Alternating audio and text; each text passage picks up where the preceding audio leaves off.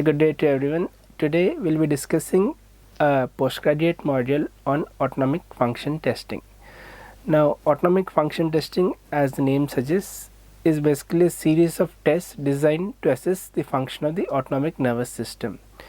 Now, the nervous system and the endocrine system are two regulatory systems of the body which are involved in the control of distinct physiological processes which are distributed at various locations in the body. Now, if we see the endocrine system, for example, the endocrine system achieves control at distant sites through the production of various hormones and circulating chemicals which eventually act at distinct effector organs on distinct receptors producing an effect. And whereas if we see the neural system can be divided into three parts. There is the central nervous system, there is the peripheral nervous system, and then there is the autonomic nervous system. So, if you see the central nervous system, as the name suggests, it contains the central neural tissues. So, the most important neural tissues in our body are the brain and the spinal cord. The peripheral nervous system basically consists of the nerves through which the central nervous system supplies the various tissues of our body. So, there are 12 pairs of cranial nerves which arise from different parts of the brain stem, and then there are 31 pairs of spinal nerves arising from the cervical, thoracic, lumbar and sacral parts of the spinal cord. And then there is the autonomic nervous system. Now, if we see the autonomic nervous system can broadly be divided into three components. There is the sympathetic nervous system, there is the parasympathetic nervous system, and then there is the enteric nervous system.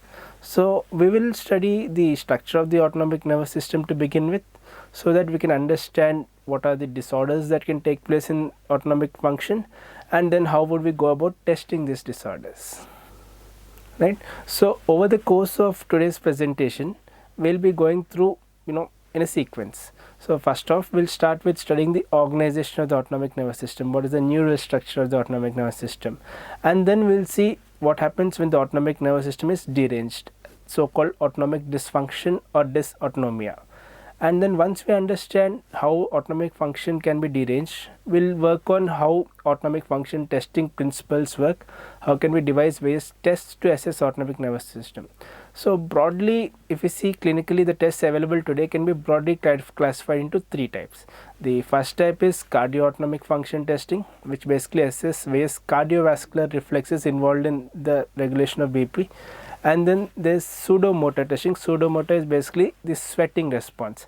And then we can also directly assess the neural activity and neurotransmitter assays related to various autonomic nervous systems, hormones and autonomic nerves. Right, now if we see the autonomic nervous system, so as you can see, the autonomic nervous system is distributed through various levels of the body. Now, broadly speaking, the enteric nervous system is a self-contained nervous system present within the GIT.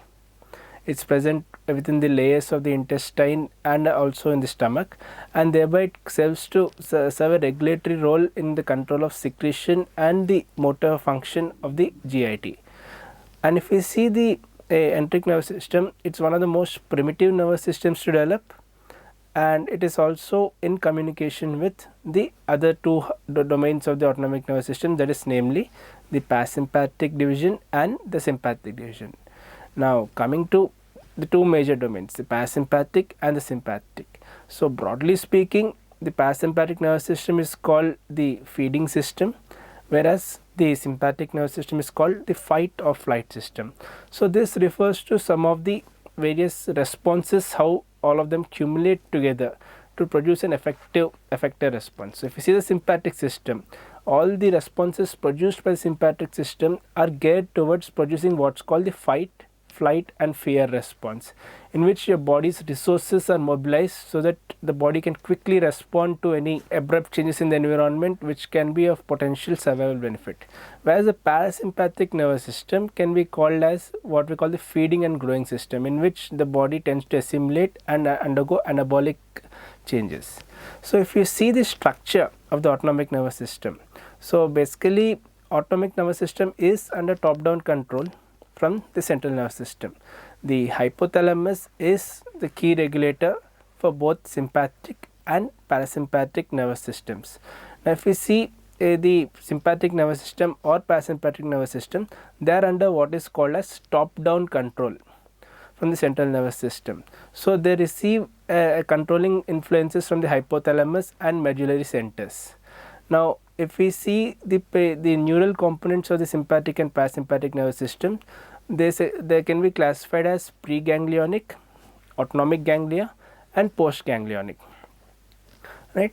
So if we see the sympathetic nervous system, it is called the thoracolumbar outflow because the preganglionic fibers come from the thoracic and lumbar spine, and then the preganglionic fibers synapse at the autonomic ganglia, which are present in something called the paravertebral sympathetic chain of ganglia, and from there postganglionic neurons go to various effector tissues of the sympathetic nervous system.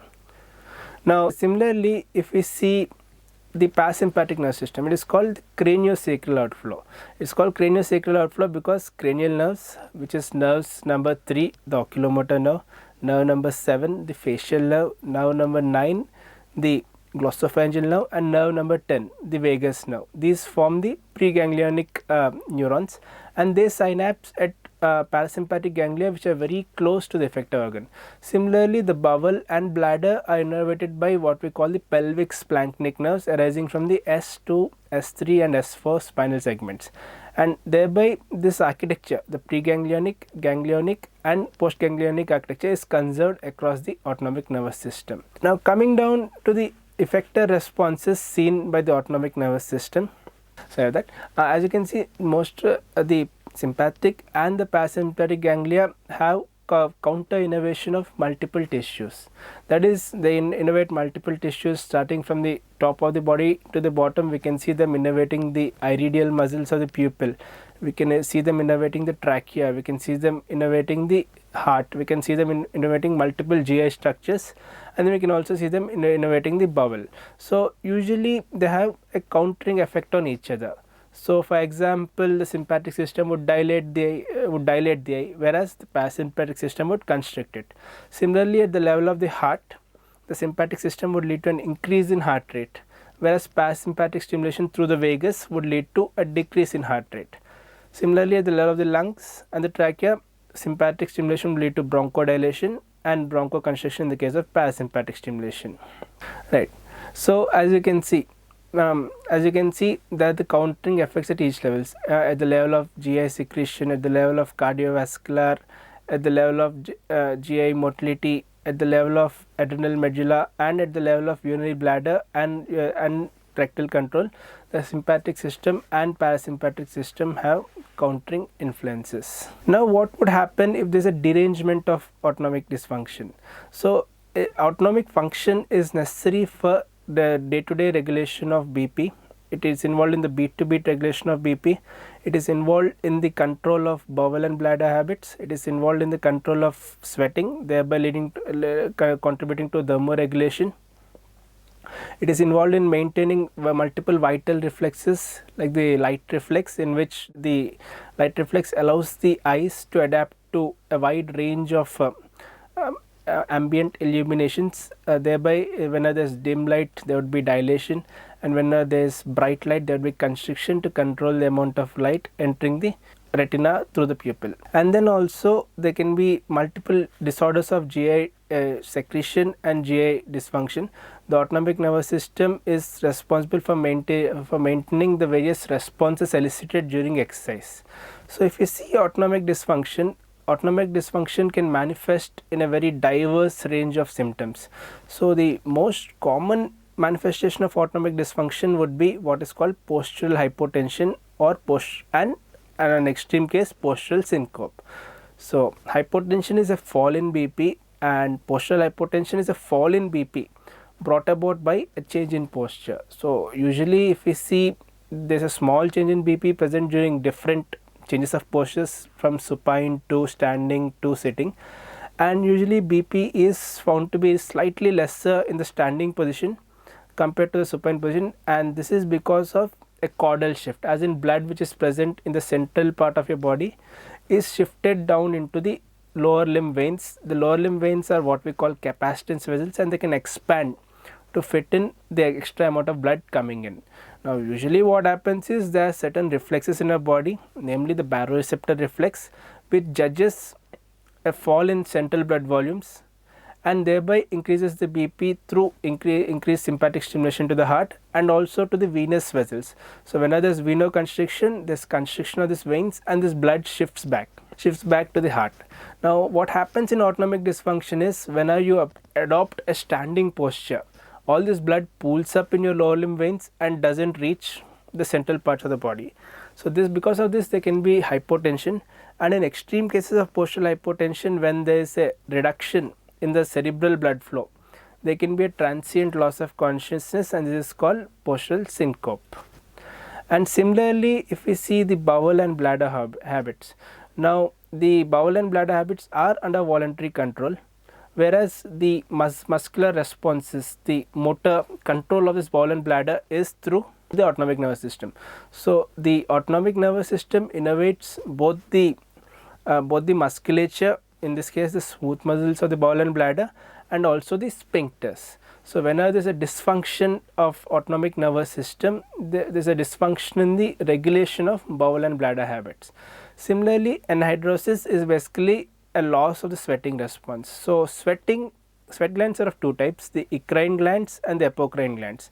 So eccrine glands have straight tubules and are involved in sweat production for the purpose of thermoregulation. So thermoregulation is under the control of both systems. There are the thermal receptors which send sensory information to be integrated at the level of the medulla and the hypothalamus, and then the downstream effector responses. So sweating is one of the downstream effector responses involved in thermoregulation, and sweating is under the control of cholinergic postganglionic sympathetic fibers. So as you can see, even though it is a sympathetic system, the sweat glands are special in a way that they are innervated by cholinergic sympathetic neurons. So usually acetylcholine is the neurotransmitter seen in the postganglionic parasympathetic system, but in this case it is the sympathetic system of the sweat glands which also shares the acetylcholine receptors and the acetylcholine neurotransmitter. Right. So now what are the different cases in which we see autonomic dysfunction? So most commonly autonomic dysfunction is usually secondary in origin due to another form of systemic disease. So the most common form of autonomic dysfunction is seen in diabetic neuropathy. So in diabetic neuropathy we see people complaining of paresthesias, we see people complaining of altered bowel and bladder habits, we see people complaining of postural hypertension and the classically described symptoms of autonomic dysfunction. Now some of the other rare cases are what we call primary autonomic dysfunction disorders, in which the neural structures of the autonomic nervous system can be affected. So there are some specific neural structures like spinocerebellar ataxia, primary autonomic dysfunction disorders, and all these are slightly rare. So whenever you investigate, whenever you receive a subject for whom you suspect autonomic dysfunction, one of the first things you would want to do is rule out the presence of any secondary disorder which could have led to the autonomic dysfunction.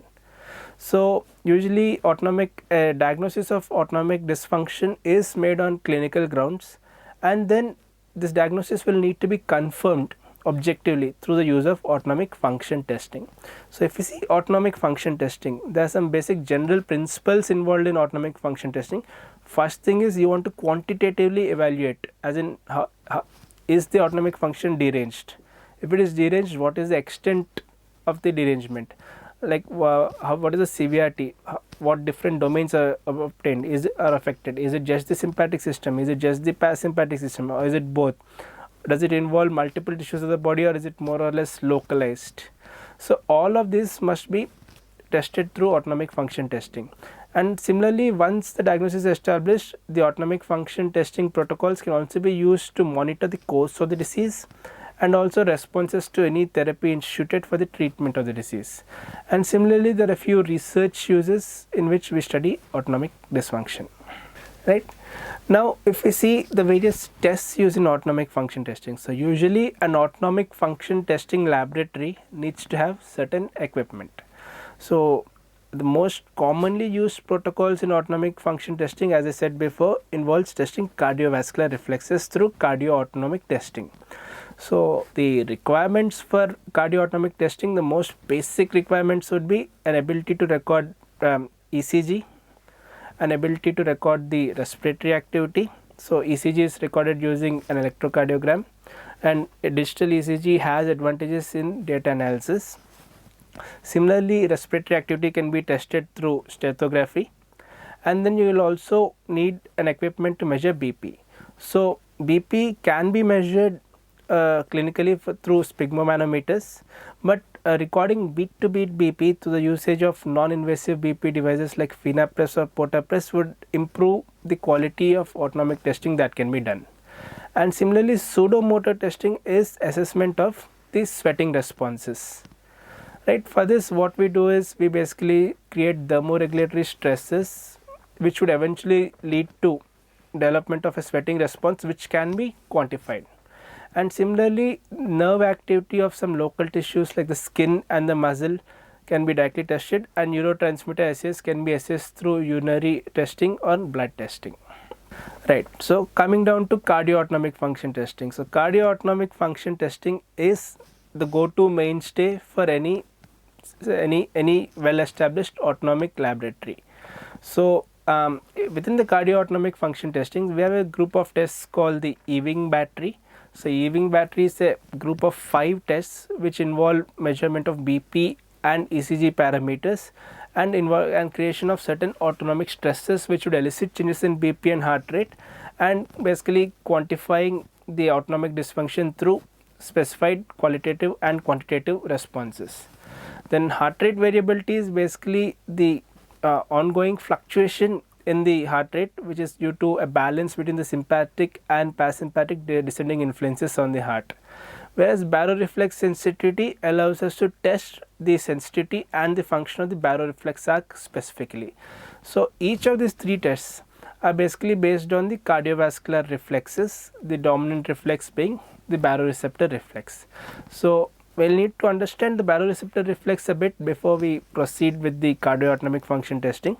So, if you see the baroreceptor reflex is designed for the maintenance of central blood pressure, systemic blood pressure. So, the baroreceptor reflex has a sensor. The sensor is usually a mechanoreceptor which is present in the aortic arch and the carotid sinus. So, the carotid sinus is present at the internal carotid artery and is sensitive to wall stretches brought about by differential amount of filling. So, anytime there is a reduction in blood pressure, there is a reduced firing of the baroreceptor, and similarly when there is an increase in blood pressure, there is an increased firing of the baroreceptor. So, the efferent pathways for the baroreceptor reflex are the glossopharyngeal nerve and the vagus nerve, and these relate through upwards to the sensory nucleus of the solitary tract, the NTS or the nucleus tractus solitarius, and from there descending influences go to various medullary centers. So, there is a medullary dorsal motor center for the vagus, and then there is a rostroventrolateral medulla which is also called the vasomotor center. So, the vasomotor center sends downstream influences to the intermediate lateral horn of the spinal cord, from which we see the preganglionic neuron arising towards the sympathetic ganglia, and the dorsal motor nucleus sends a preganglionic vagal neuron through which the heart is controlled.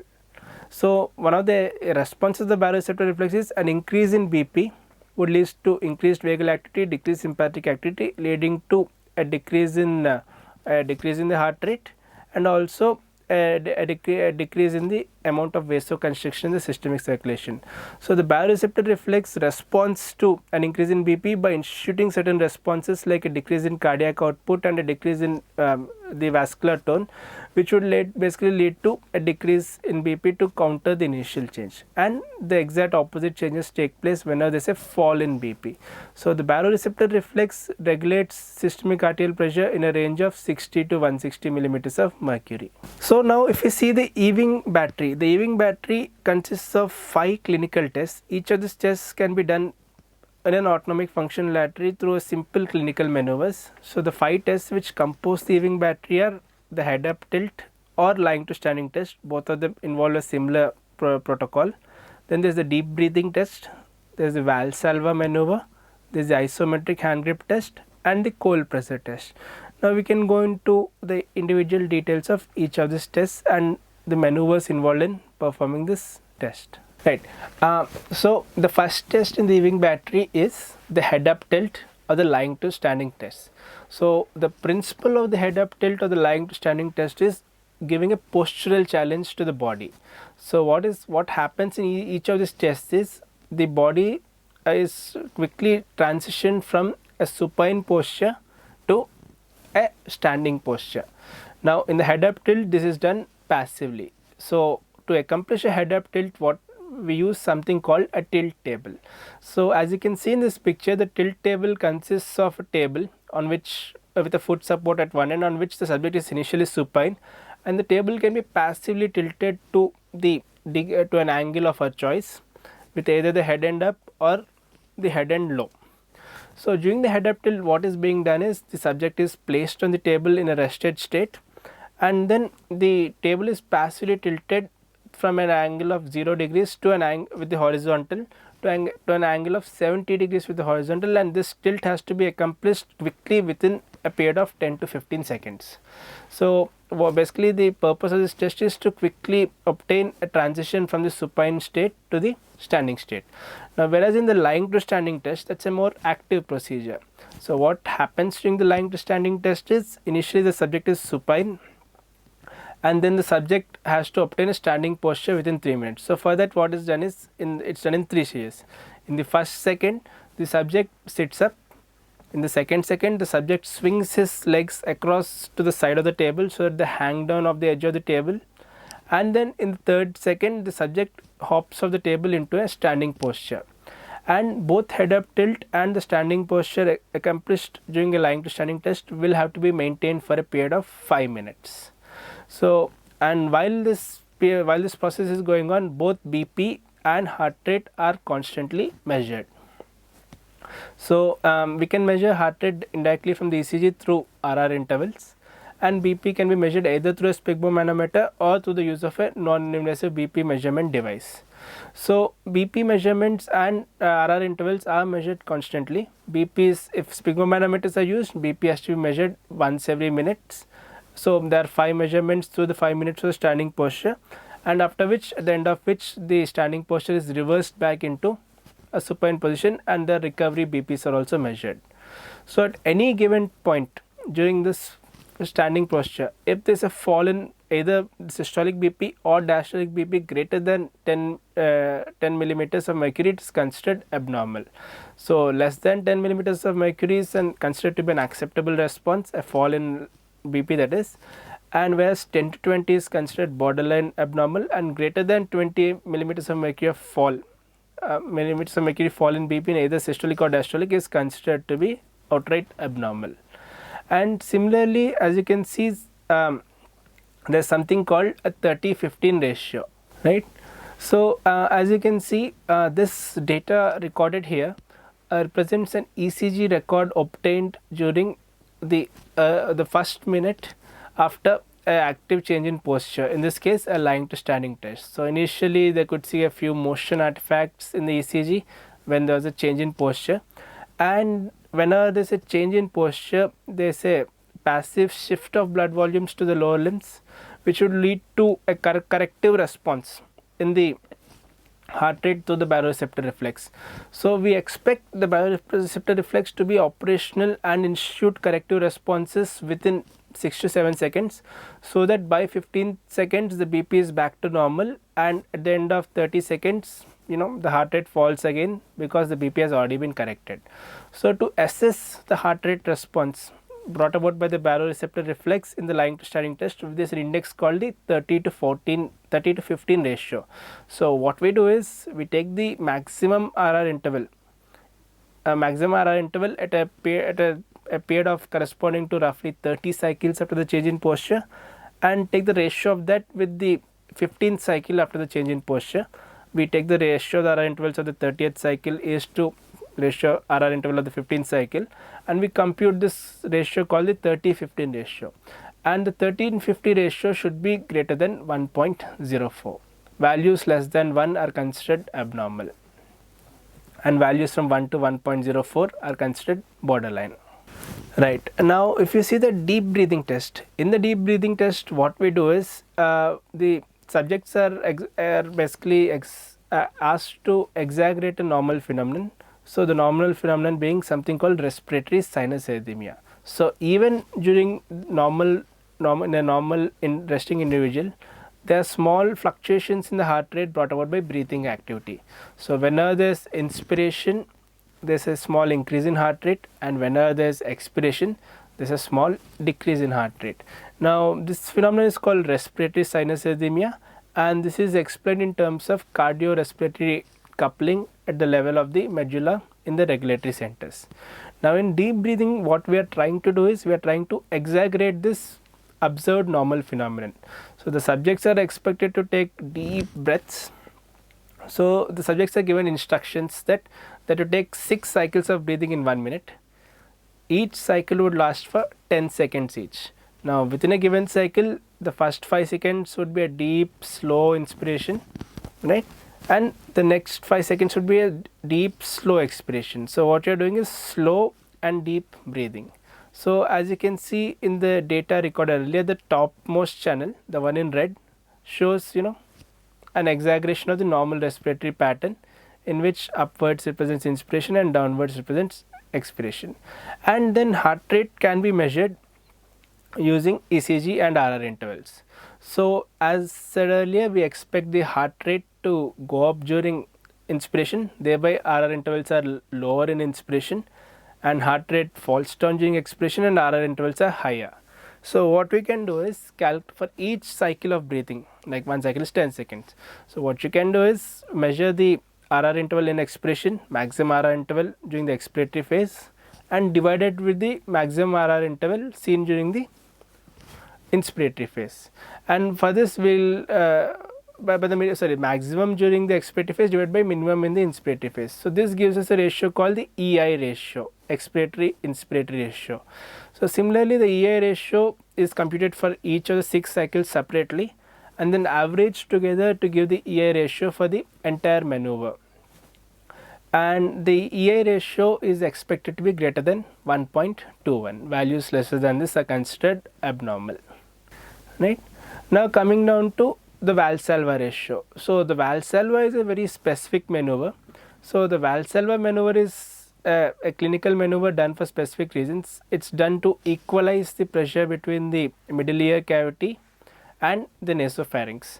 So usually Valsalva maneuver is done whenever you are in pressurized aircrafts or whenever you are scuba diving and you wish to equalize pressures between the airways and the pharynx.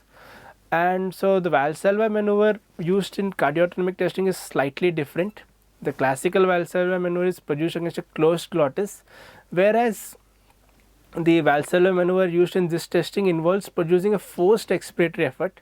So what is done is the sphygmomanometer is taken, the cuff going on the hand is detached from it, and a mouthpiece is attached to the tubing going to the mercury column, and the subjects are instructed to place the mouthpiece in their mouth and gently produce a forced expiratory effort, trying to sustain the mercury column at 40 millimeters of mercury.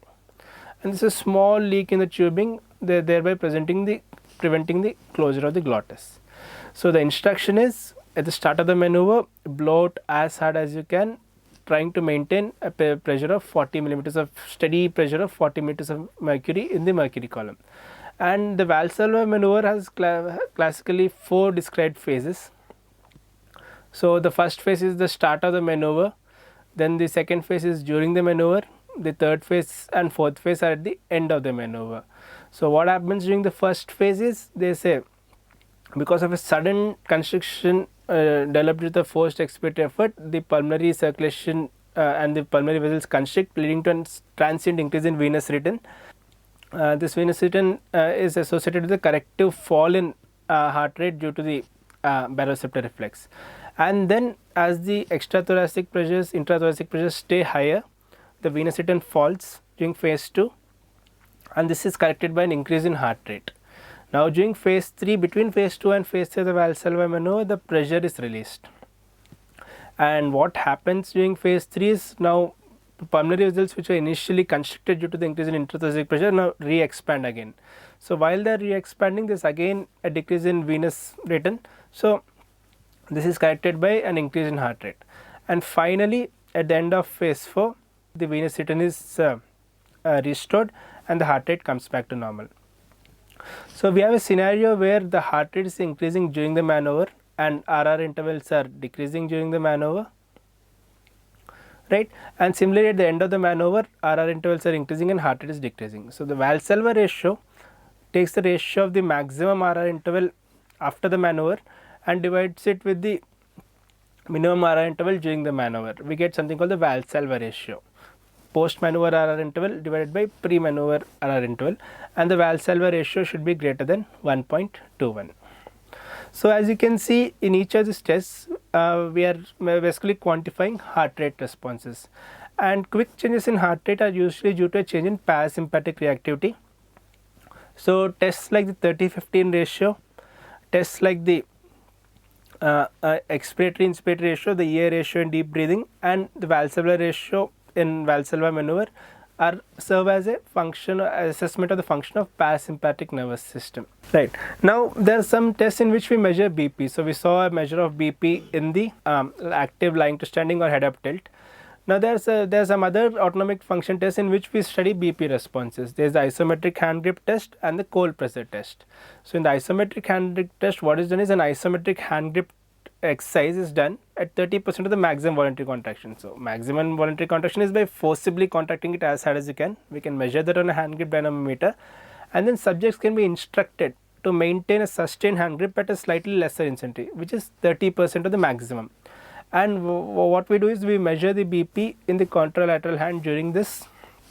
So if you are doing it with the right hand, we want to measure BP in the contralateral hand, and we measure the BP, and if we expect an increase in diastolic pressure greater than 10 millimeters of mercury when isometric hand grip is being done. And similarly, the cold pressure test involves thermoregulatory increases in BP. So there is a thermoregulatory pathway. For this, the hand is immersed in cold water. So cold water should be around 5 to 10 degrees Celsius, and the hand is immersed for around a minute. And then the diastolic BP is measured during this period.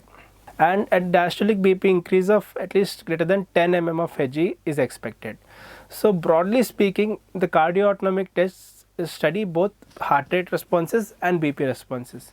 So all the heart rate responses can be attributed to parasympathetic function, and all the BP responses can be attributed to sympathetic function. So if we see the Ewing battery, we accumulate the results of all of these 5 tests together and thereby quantify the output, quantify the test in terms of altered parasympathetic reactivity or altered sympathetic reactivity or both. Right. Heart rate variability is used in more of a research setting. So there are specific parameters taken in ECG analysis. So what is being done is we record ECG. We record ECG for a continuous duration of around 5 to 10 minutes or longer if necessary, and then specific analysis parameters can be computed from them.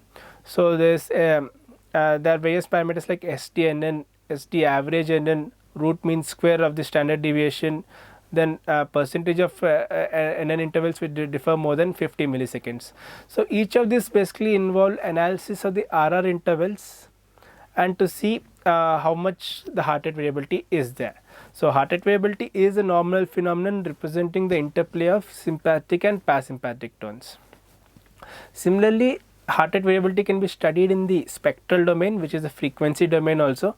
So a fast Fourier transform is executed on the RR interval and the ECG data, and we can see the spectral power under low frequency, which is 0.02 to 0.15 Hertz, or spectral power under high frequency, which is 0.15 to 0.4 Hertz. So low frequency oscillations are usually brought about due to sympathetic activity, whereas high frequency oscillations are brought about by parasympathetic activity. This is because acetylcholine decays faster, and thereby any changes in parasympathetic system are seen in the form of slightly higher frequency oscillations. And the LF, which is a low frequency by high frequency ratio, will give us the balance of parasympathetic and sympathetic descending influences on the heart. Right, baroreflex sensitivity. So now if you see the baroreflex reflex, but the baroreflex institutes correctional changes in responses to spontaneous fluctuations in the BP or induced fluctuations in the BP. So the correction is in the form of a change in heart rate which can be assessed through RR intervals. So for this, what we need to do is record ECG and non-invasive BPs simultaneously, see the fluctuations in BP which are present spontaneously, and see how RR interval changes. So what you can do is divide the delta RR interval change by the change in mean arterial pressure, and this gives us a reflex of the baroreflex sensitivity. So baroreflex sensitivity and heart rate variability are used in conjunction together to study the baroreflex in specifically and to study the cardio-autonomic function. So cardio-autonomic function is the go-to hallmark for testing of autonomic function in the case of generalized autonomic function disorder. Right, now if we see pseudomotor testing, now pseudomotor testing is done more in the case of a specified group of autonomic disorders. So the purpose of pseudomotor testing is the assessment of the sweating response, and as I said earlier, the sweating response is mediated through postganglionic cholinergic sympathetic neurons. So there are different protocols for doing pseudomotor testing. There is something called the sympathetic skin response, there is something called the thermoregulatory test, and there is something called QSAT, the quantitative pseudomotor axon reflex test. So both in the SSR, sympathetic skin response, and thermoregulatory test, a thermoregulatory challenge is presented to the subject, in which the subject is exposed to warm temperatures and sweating is quantified from different parts of the body. So what is usually done is there are certain indicators which can change color based on exposure to moisture, and then on the topographic distribution of the sweating response to see which areas are responding and which areas are not, and the quantitation of the sweating response can be done. In QSAT we do a slightly modified localized one. We use a technique called iontophoresis, in which acetylcholine is placed over the skin and is taken up transcutaneously, and this acts through a mechanism called the axon reflex. So axon reflex is basically a reflex in which acetylcholine acts on the same axon. This impulse is propagated in a retrograde manner and thereby activating the axon, and then it's again repropagated, thereby leading to a sweating response. Right. Finally, we can also do localized studies of the autonomic nervous activity and neurotransmitter levels. There is the technique called microneurography, in which small electrodes are placed at the various autonomic nerves near the muscle and the skin, and we can quantify their activity in terms of bursts of firing. And similarly, circulating neurotransmitter assays can be done through the assessment of plasma norepinephrines, and similarly the catabolites of catecholamine metabolism like urinary metanephrines and vanillyl manelic acid VMA can be measured. So coming down to this, as you can see, the autonomic nervous system is a very important system in the regulation of multiple body processes, and it can manifest with symptoms like postural hypertension and heat and exercise intolerance. So what you want to do is evaluate and quantify the amount of autonomic dysfunction better.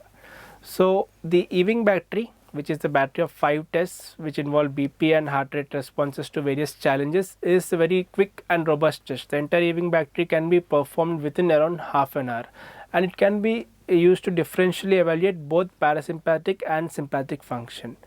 Whereas other tests like heart rate variability, baroreflex sensitivity, pseudomotor testing, microneurography and neurotransmitter assays can produce information, and this information is of both clinical and research relevance, and eventually all information will have to be correlated clinically to aid the diagnosis of autonomic dysfunction disorders. Thank you.